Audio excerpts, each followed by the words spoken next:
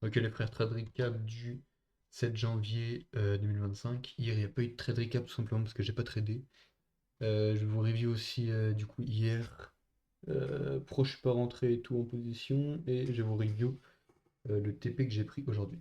Mais d'abord, on va regarder. J'ai fait voilà, 600 € aujourd'hui. Pourquoi j'ai pas fait. En gros, si j'ai fait 2% parce que j'ai des risques. Et du coup, normalement, si j'aurais pas des risques, j'aurais fait plus de 1000 € à peu près.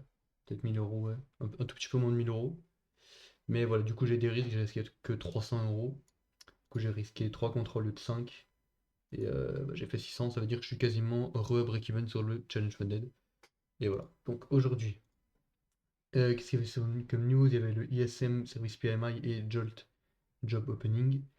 Elles sont arrivées bullish pour le dollar et du coup baissier pour le S&P et le Nasdaq. Je voulais trader après les news, mais je me suis dit, ok, si je trouve un setup parfait avant les news, c'est carré, parce que je sais que les news, elles vont faire beaucoup, beaucoup, beaucoup de... Enfin, vous avez capté quoi, genre, ils vont faire de la merde sur les marchés, quoi. En gros, les marchés, ils vont péter leur crâne, vu que c'est des dossiers rouges et que, en général, le ISM Service, PMI et les JOLTS, et ben ça fait un max de... Frère, ça détruit les trucs, en gros. Bref, je sais pas parler, je vais vous montrer ce que j'ai pris aujourd'hui. C'était sur le Nasdaq, mais d'abord on va couvrir le S&P de hier. Voilà, tout simplement les gars, j'ai pas pris de trade hier. Tout simplement parce que regardez le price action. Voilà, il n'y a que des mèches, aucune break of structure, il n'y a rien, il n'y a que dalle. Ça pue la grosse merde, frère. Je sais pas c'est quoi ce price action de merde, frérot, mais regardez-moi ça, frère. C'est quoi cette merde, frère? Bref, j'ai trouvé absolument rien. Donc, aujourd'hui, moi j'avais le prix baissier. Je vais vous expliquer pourquoi. Alors déjà, on est revenu en pré-market dans ce fair value là, dans le BPR en daily. Pourquoi ça m'affiche ça là? Quoi ce bordel? Shift P. Ça fait rien, frère. Ouais, je ferais ça affiche des trucs bizarres. Bon, je sais pas, vous verrez ça tout le temps. Attendez. Non, même pas. Si, c'est bon. Ok, bref. En 4 heures, qu'est-ce qu'on avait? On avait cette liquidité là, juste là. On avait cette liquidité là qui n'était pas prise encore. En lot, on avait ça et ça en 4 heures. En 1 heure, qu'est-ce qu'on avait? On avait un fair value juste là, j'ai mis les 50% du fair value juste là, mais on va lever parce qu'ils n'ont pas été touchés.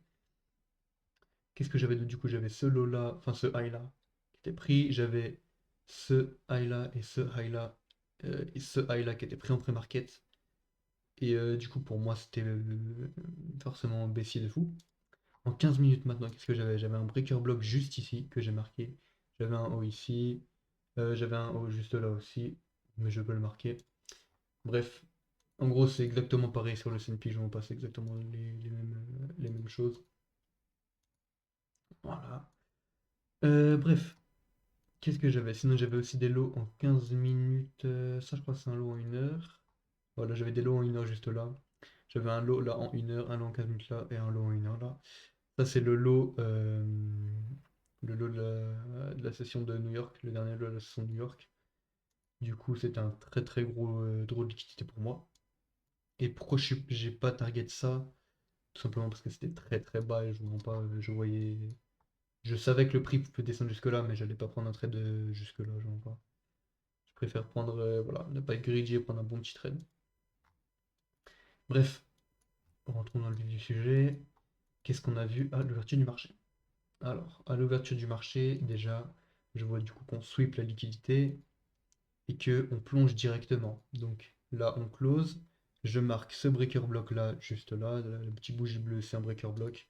Quand vous regardez, tac, on fait ça. Merde, attendez, on va pas voir. Mettre en rouge, en gros, on fait ça. Tac, on descend. On remonte. On redescend, du coup, on est en structure baissière. On remonte et on redescend. En gros, ça aussi, ça pourrait être le breaker block. Mais ça aussi, c'est un breaker block pour moi. Bref, vous avez capté ce que je veux dire. Euh, Qu'est-ce que je veux dire? tac, tac. Voilà. On va se mettre en 1 minute. Et qu'est-ce que j'ai vu en 1 minute? Donc, tac, boum, boum. Et oui, aussi, regardez. Je sais plus si c'était en 15 minutes ou pas, mais en gros, on a break la structure à la baisse. Non, pas en 15 minutes. Bon, dans 5 minutes, on a break la structure à la baisse. On a créé un fair value gap. Pour moi, si on revenait dans ce fair value gap, regardez, tac, on a sweep une liquidité en 15 minutes. Et pour moi, sur le Nasdaq, si on a même break, on a même sweep, putain, j'arrive pas à parler. On a sweep des liquidités en 1 heure, du coup, je me suis dit, ok, ça va certainement faire une réaction à la hausse. On a eu cette réaction à la hausse, j'ai vu le fair value gap. Je me suis dit, ok, si on retourne dans le fair value gap et qu'on crée une break of structure, je peux rentrer. C'est parfait dans mon plan. Donc, on est remonté dans le fair value gap.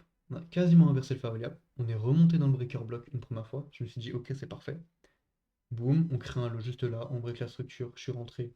En gros, je suis rentré à la close de cette bougie, mais mon ordre il s'est mis juste là, parce que c'est direct remonté un peu. On a été un peu en drawdown pendant combien de temps? Pendant 4 minutes, 4-5 minutes, en gros, on a été en drawdown. Et donc ici, regardez, j'aurais pu attendre, mais regardez, tac, on fait un haut ici et un haut ici. Donc un haut plus bas et un haut plus haut. Et sur le S&P, euh, on fait un haut plus haut et un haut plus bas. Donc une S&P divergence favorable au Nasdaq. C'est pour ça que j'ai bien fait de prendre le trade sur le Nasdaq. Parce que ça, je ne le savais pas encore quand je suis en trade. Mais du coup, c'était encore une confluence en plus pour prendre un short. Donc c'était parfait. Et donc, bah voilà, c'est tous les frères, hein, je vous mens pas. Au début, je voulais target ça comme TP1. Mais je me suis dit, non, ça sert à rien.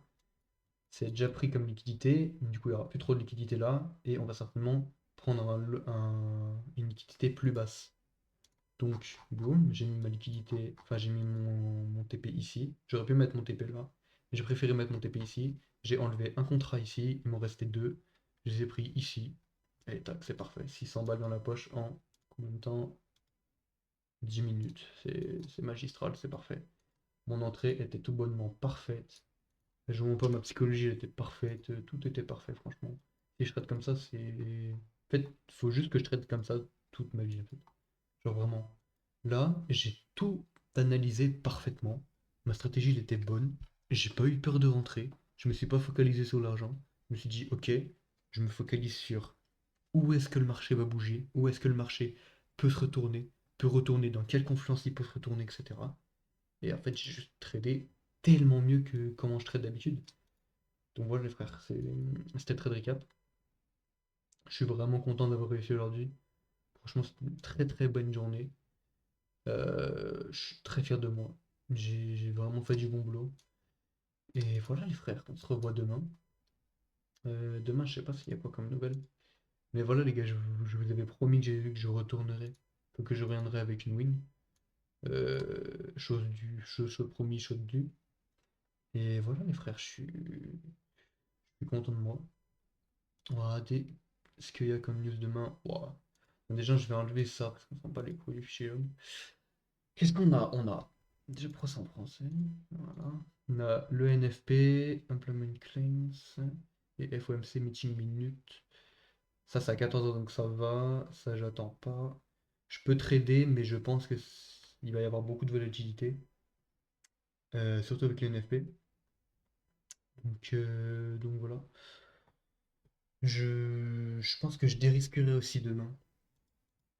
Jeudi, ce sera parfait. Jeudi, je pourrai trader avec mon risque maximal. Donc, c'est bon. Et vendredi, risque aussi mitigé, donc je dérisquerai. Je risquerai 0,5%. Enfin, en gros, 300 euros, je pense. Je risquerai que 3 contrats au lieu de 5. Donc voilà, les mecs, c'était très recap. Passez une bonne soirée. Backtestez bien et voilà, les gars. Bonne soirée.